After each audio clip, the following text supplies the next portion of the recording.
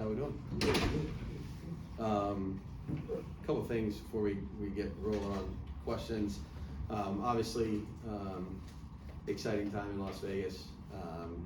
From our organization to the Knights, want to congratulate them on making the Stanley Cup Finals, and wish Coach Cassidy and the entire organization, the entire team, well and luck, obviously, as they head into this championship round. I know there's been a number of our players that'll be there supporting them, and we're all excited to continue to pull for them. So obviously they've had a great year, and we're looking forward to continuing to support that. There's also at practice today, you're going to see a number of Raider greats that were able to join us today to share in our OTA experience here. I'd say share with our players, what it meant for them to be a Raider, and they've kind of set the standard and defined what the commitment to excellence is. And like I said, you'll see a number of them out there. They're here now, and it's an exciting day for us to obviously have them join us for this part of our year. So I'm sure you'll see a lot of familiar faces. Josh, there was a story that broke last week, kind of shed some light on Jimmy's contract and some details of it. Maybe raise the anxiety level of some fans on the eventual availability of Jimmy. We're about 8 weeks, I guess, away from training camp. Is there a confidence that he's going to be able to? I have no anxiety. Right. Okay. There you go. You guys might have anxiety. Is there a confidence? I don't have any anxiety. Is there a confidence level then that he'll be there in training camp and ready to go? Yep. I'm not going to put a timeline or a day on anything, but like I said, I have no anxiety. Feel pretty good about it. Josh, last year, Neil Farrell Jr., you guys brought him along pretty slowly in that defensive tackle rotation. What sort of growth have you seen from him, and do you think he could be ready for a big role? Yeah, rookie years, obviously, they can be different for everybody.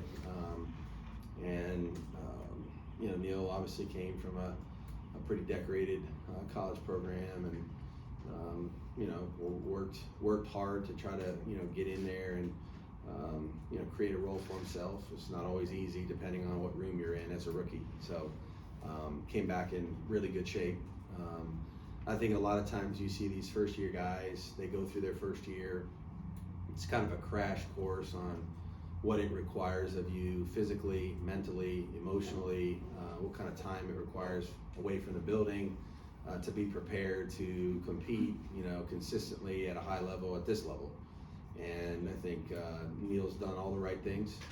Like I said, really good condition. I don't want to say changed his entire body, but there's an element of that that you can already see. So excited to see what he does. Matthew, same thing with Matthew Butler. I mean, two guys that have been here in our offseason program the entire time. Honestly, they both came back early, to do some work on their own with our strength staff. So, that's what you can ask of a guy going into a second year. You hope they learn from the things that, might have been tougher, their first year. But I know he knows he's in a competitive room. We got a lot of guys in there that are competing to ultimately play. This time of the year is really more about technique and fundamentals. Obviously, the physical part will come later, but I like, so far what Neil's trying to do and the frame of mind that he's in. Does Thayer kind of fit that category? Just eyeballing, it looks like his body is gone that year long in the NFL. Yeah, as well. I think most of those guys that are going to their second year, they understand kind of the difference now. When you're coming, sometimes talent alone is okay in college, and some, in the NFL, there's no question that everybody's talented. You know what I mean? Everybody in your room's talented. Everybody you play against is talented. So there's an extra level of motivation to, how can I get an edge? How can I gain an advantage on my opponent? And so if there's, continuing to work hard, he actually played a number of snaps last year, which is, different than a couple of the other guys. So he got his feet wet, he played some tackle, played some of the jumbo tight end stuff. So, trying to build on his experience last year, and again, think he's ready to compete. Coach, you've been in a lot of these, but what excites you the most about OTAs, even though the pads aren't on, but what do you want to see from some of these players? I think, this is the time of the year for us to evaluate our ability to communicate, our ability to retain information, our ability to limit repeat errors. We're making mistakes each day, which happens every day in every OTA across the league. But the biggest point of emphasis we're trying to make to our team is that we have to be able to, come back the next day or the next time we're out there on the field and fix the mistake, And so we kind of take each week and as an opportunity to simulate a regular season week. So if we make some mistakes on a Wednesday's practice, you only have Thursday to fix them, or else you're probably gonna throw it out, So, communication, assignments, technique, ability to work with each other, because they're not all working with the same groups. Those are all things that we're adamant about as we put our system in and see what they can handle. This time of year, how much evaluation is going on with Dave and his guys with the rest of the league, especially since it's June 1st and there could be moves being made across the league? Yeah, I think we obviously are ready to go on, they have their lists of people that we may anticipate that, all right, they look a little heavy here, or there might be a contract situation somewhere else. They're aware of all those things. I don't get too much involved in that at this point in time of the year because they obviously have that taken care of. But planning for things that you almost can't see, if you will, preparing for, I'd say some short lists as we head into the training camp season here in a couple months. No question about that. And they're also evaluating our team. They're out there every day too and watching our guys work and practice, and they're able to see those things that are being developed on the practice field too. So a lot of comparing guys from what we saw before to what we're seeing now. Again, the physical element can't happen until August, so but yeah, they're hard at work also. Coach, this is a two-parter. First off, obviously Jimmy's not out there, but you have confidence that he'll be back soon. But even without him being there, Brian Hoyer is a veteran presence. He does a lot on the field to kind of lead the guys. How happy have you been with Brian Hoyer so far, being in your system again, and also what are your initial interactions and thoughts with Michael Mayer as well? So I've obviously known Brian for a while, and Brian's a true pro.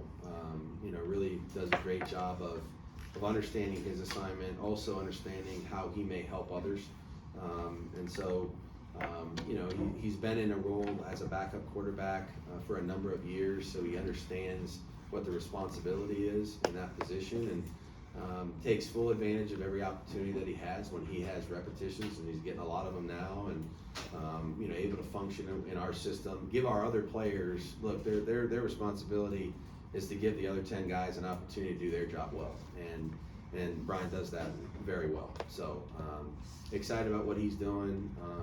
Continues to try to get better, even though he's been in the league for a number of years. Works very hard at it, takes care of his body, and is a great example for our guys. So very pleased with that. Michael's, really is what we thought he was. Really a hard worker. Great teammate. Tries to get better every single day. Very attentive in the meetings. Works at his technique very hard. Wants to know how he can get better as being a pro.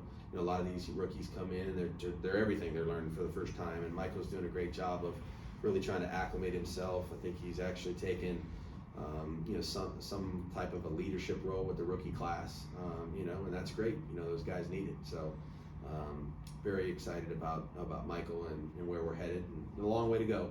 Like a lot of them, at this time of the year, they don't know everything, and they're making a lot of mistakes, probably more than most, but that's part of the growth process. Josh, you guys added a lot of cornerbacks this offseason, a lot of new faces in their rotation. How do you feel about where I know it's early, but how do you feel about where it stands right now? It's competitive. There's no question, and again, the guys, the part that nobody really understands, and we talk about, look, acquisition's one part of trying to improve any unit, doesn't matter what it is, and we basically tried to improve the competition in every room that we could. Okay, sometimes you don't get to do that because things fall a certain way, but acquisition is one way, player development's another one. And so, the guys that are here for our second year with them, whether they were a rookie last year like Sam Webb, or it's just our second opportunity to work with them in the spring like Nate Hobbs and Amik Robertson and those guys. I mean, there's an element of us, you know, our responsibility is to improve the players that are already here, you know, and so you can't really measure that. You know, you can measure an acquisition and say, oh, that made the room better, but you know, now's the time of the year we're trying to focus on developing everybody that we have, and how far can that go? We're going to see. We'd like it to go as far as we could, but a lot of competition. Guys that have played in this league, no question. Duke Shelley, David Long, those guys have all played. Brandon Faison was here before. He's played a lot of football in this league too. So, you know, not to mention the young kids. So, you know, a lot of guys getting a lot of reps. We've two-spotted a lot of drills so that they're all getting a ton of reps at this time of the year. So, gives us a great opportunity to evaluate them. Gives them great exposure to us. You know, like I said, making mistakes but getting better. So excited about it. On that development note, obviously part of that is the work that the player puts in to improve. But from a coaching standpoint, what is sort of effective from your experience in helping a guy develop regardless of position?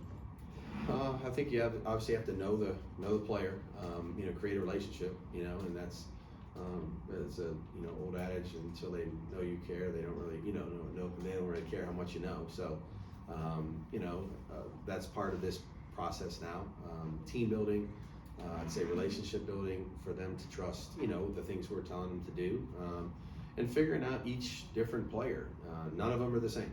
You know, no two corners are the same, no two receivers are the same, no two quarterbacks are the same. They don't learn the same way.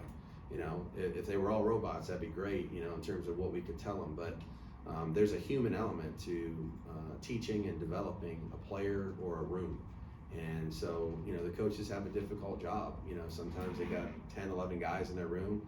Might be 10, 11 different ways that they learn best, you know. And so as you're trying to teach, install, implement things, correct things, make it better, sometimes you got to find different ways to do that and communicate it to different guys. So there's a lot that goes into it, and I think we have a really good staff that understands teaching and you know, the pace that we need to go at to try to improve.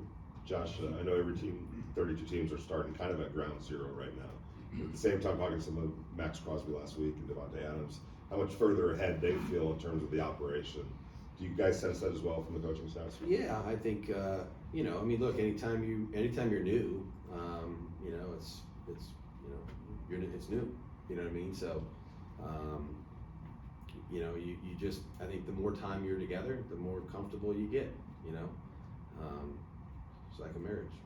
You know, like, you know what I mean? So, like, you know, when you go on a first date, it's, you know, you might be a little nervous and all that stuff, and then, you know, the more you know, the more you talk, the more you know, get to know the program and what we're doing and how they do it and how we want to, and they have great feedback to us too, you know, and part of, I think part of our comfort level and their comfort level is our ability to listen to one another, and really understand, you know, where they're coming from. We do a lot of that as we go through the year and try to figure out exactly, you know, what the best way to do everything is. And so I think we're all more comfortable. Josh, I was wondering what Adam planned. What made you think this guy might be able to come into camp and he's, you know, try to work his way onto a roster and kind of his development and so forth. And it seems like he's a pretty good kid. I was kind of wondering how his development. Yeah, good kid. Certainly has some of the tools that you look for to play on the edge, length and size and some quickness, some pass rush, some, you know, ability to play in a running game. So just those are the, you know, look, when you're looking for players after the draft, the first thing you're trying to figure out is if the guy has the traits that you can work with to develop, you know, and part of that is, you know, maturity, intelligence, work ethic, the things that you can't necessarily measure at the combine. And so, you know, we have a lot of, obviously the scouts do a lot of work, and we have a lot of sources to try to gather as much information as we can on the players that we bring in after the draft, and looking forward to continue to work with him. And like you saw last year, we had a number of players that weren't drafted that made our football team and played a lot, contributed. So those guys have just as good of an opportunity as everybody else. Adam? With you know, I know you're confident Jimmy will be back, but when Jimmy does come back, this time that's being missed, how valuable would this time have been to work with guys, and what can you do to kind of build that chemistry, even when he's not on the field necessarily with the guys?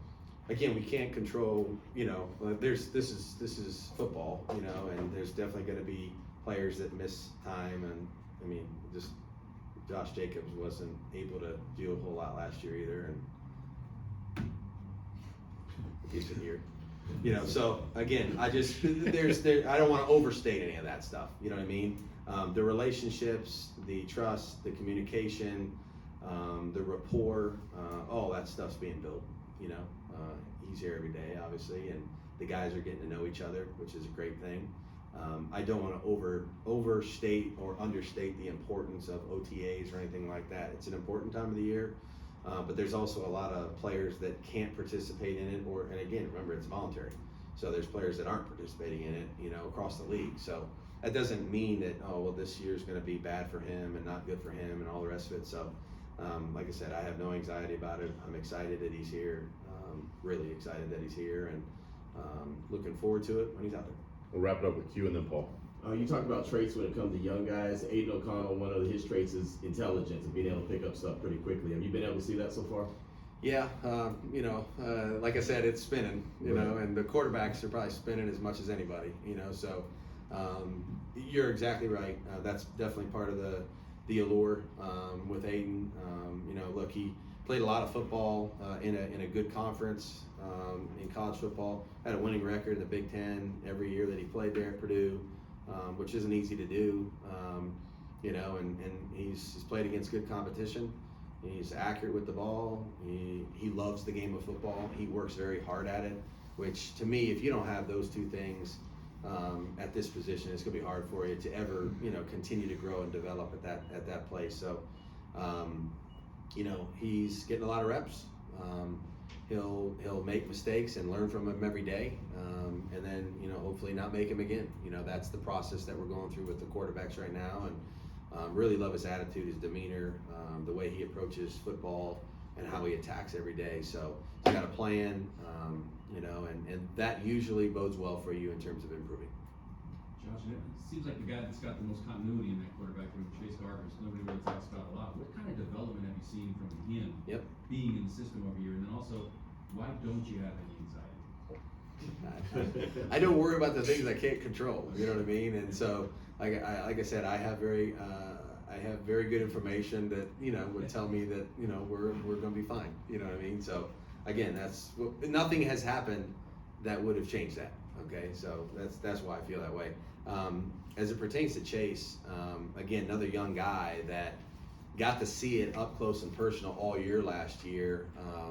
Went on the road trips with us, was on the sideline during the games. You know, it was I would say a very important year for any young player, you know, as they go through that. And then to come back this year much further ahead, understands, you know, the things that are required and asked of the quarterback position a lot better now than he did last year.